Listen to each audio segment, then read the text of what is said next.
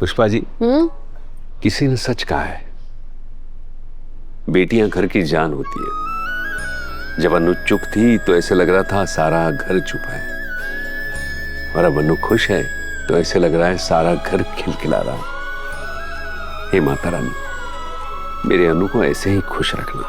माता रानी चाहे तो मुझे झूठा साबित कर देना, पर मेरी अनु की खुशी पर कभी कोई आंच मत आने देना। माता रानी, हमेशा मेरी अनु को ऐसे ही हंसती खिलखिलाती रखना।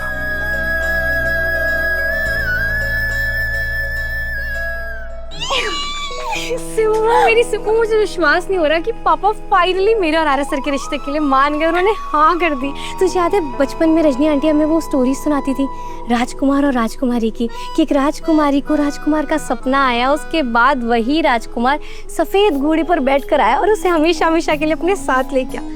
तुझे पता है, मुझे ऐसा लग रहा है ना कि ये कहानी मेरे साथ सच में हो रही है, और मैं राजकुमारी और आरस सर है मेरे प्यारे से राजकुमार। और वो राजकुमार ना बहुत जल्द तुझे सफेद घोड़े पे बिठा के ना अपने घर ले जाएंगे, और तू बन जाएगी अनु आर्यवर्धन। और फिर अनु, तेरी शादी हो जाएगी और हम तेरे दोस्त अकेले रह जाएंगे। विपिन, अच्छे खासे मूवमेंट को इमोशनल करना कोई इससे सीखे। ये रोना धोना ना हम इसकी शादी के लिए बचा के रखते हैं।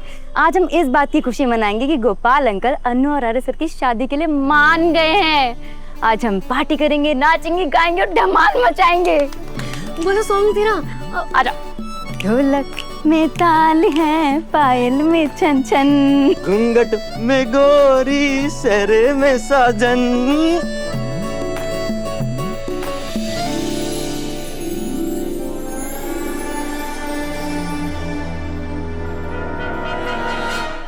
मेरे बेटे का रिश्ता तोड़कर मेरी बेइज्जती करवा कर ये आर्या अनु से शादी करना चाहता है। नहीं, इन लोगों की लाइफ में कभी खुशी नहीं आ सकती। ये शादी नहीं हो सकती।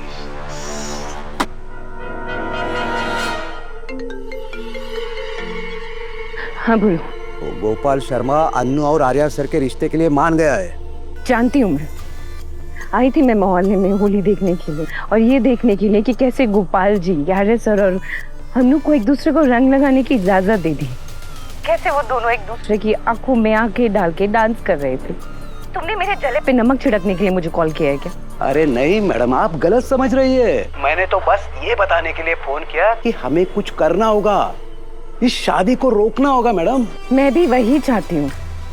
अगर ये शादी हुई ना तो आर्य सर की सिर्फ इमेज की धज्जियां नहीं उड़ेगी, वर्धन ग्रुप ऑफ कंपनी का नाम भी खराब होगा।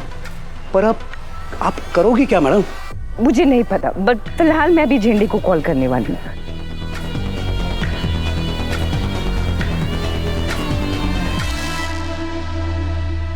झेंडे का फोन क्यों नहीं लग रहा है? मुबारक हो मेरे दोस्त, आखिर तूने साबित कर दिया कि आर्यवर्धन जो ठानता है वो करके ही रहता है। मना लिया ना गोपाल जी को। आज झंडे और ये सब करने की हिम्मत मुझे तूने दी है। देख, लोग कहते हैं ना कि हर एक सक्सेसफुल आदमी के पीछे एक औरत खात होता है, लेकिन मैं गर्व से कहता हूँ कि मेरी हर कामयाबी के पीछे मेरे दोस्त, मेरे जिगरी झंडे का हाथ है। बस बस, अब बातें बहुत हुई, मुझे थोड़ा काम करने दे। अरे क्या कर रहा है तू? अरे बता तो क्या कर रहा है तू? एक मिनट।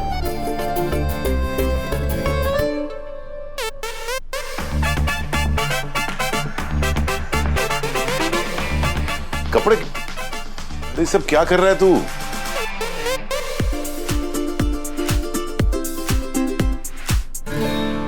तूने 20 साल पुराने कपड़े निकाले थे ना, ताकि तू उस पुराने वाले आर्य के अवतार में आए, ताकि गोपाल जी को मना सके।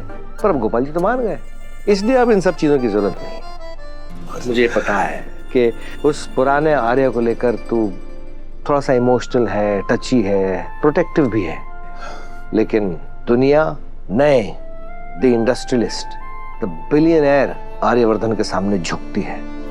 और तो और वर्धन ग्रुप ऑफ कंपनीज को चलाने के लिए पुराने आर्य की नहीं, बल्कि तुझे एक बार फिर वो नया वाला आर्यवर्धन बनना होगा।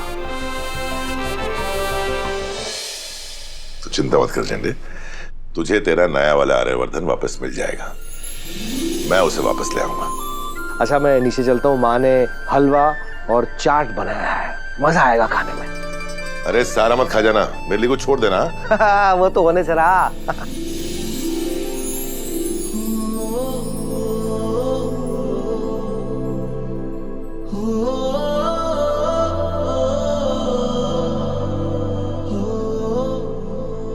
अनु,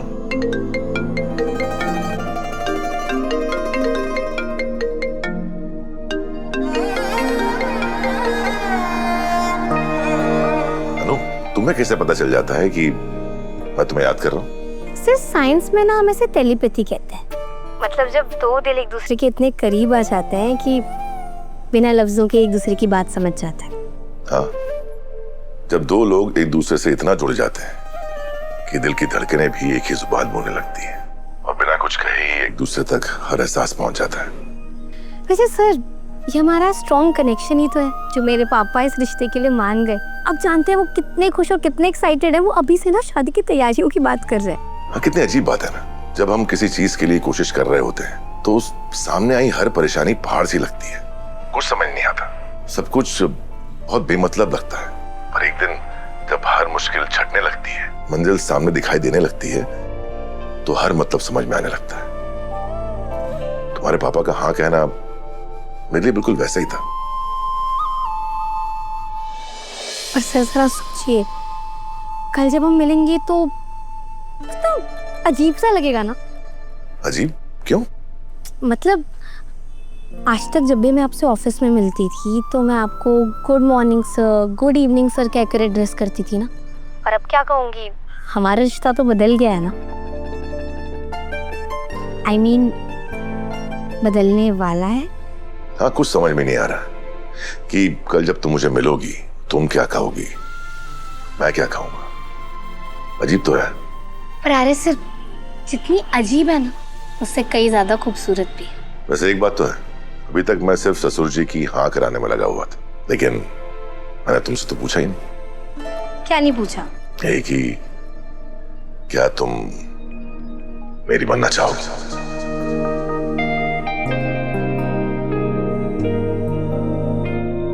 वाह, ये अच्छा है। वैसे तो तुम बोलते बोलते नहीं थकती, लेकिन जब काम की बात आई तो मिस चांदनी चौक ने मौन व्रत धारण कर लिया। चलो ठीक है, रखता हूँ। नहीं सर, मेरा मतलब हाँ, मैं आपकी। रुक जाओ। ऐसे नहीं, मैं चाहता हूँ कि जब तुम मुझे हाँ कहो तो वो तुम्हारी जिंदगी का सबसे खास पल हो। मैं तुम्हें एक सरप्राइज देना चाहता हूँ। सरप्राइज? कैसा सरप्राइज? कल ऑफिस आ जाना, पता चल जाएगा। Okay, bye.